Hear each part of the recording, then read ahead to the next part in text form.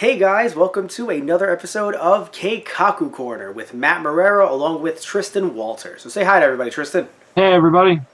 Hey, so things are a little bit different today on this episode of Keikaku Corner. First off, doesn't matter if you're watching us either through YouTube, through those guys on the radio channel, or listening to us through Blog Talk Radio or wherever else you might be listening to us to.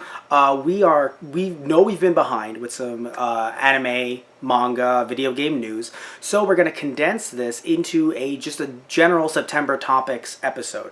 The reason why we're doing this is because we want to play catch up, but also talk about some really cool things that we saw in the month of September that may actually play into, whatever news might be coming up in the new year.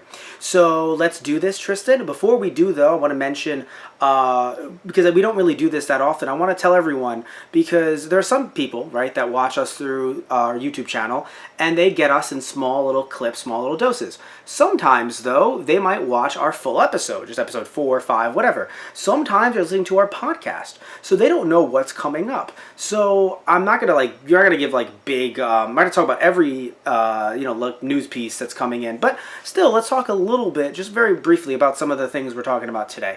So today we're talking about some very interesting One Piece news regarding someone who is arrested in Japan for releasing scans before they were released in Japan, so to the public. Gasp. The director for the live-action Death Note movie, the Netflix live-action Death Note movie, he deleted his Twitter account after harassment, Also terrible.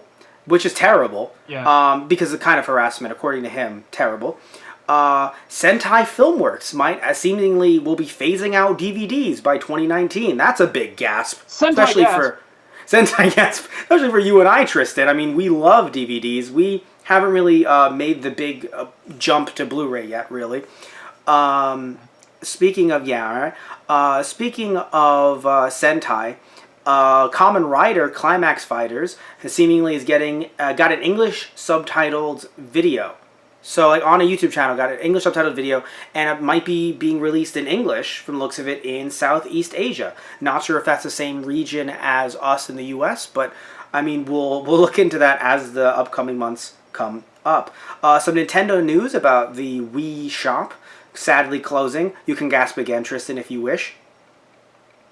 I never used it. I have friends who'd used it, so I'm sad to see it go. But...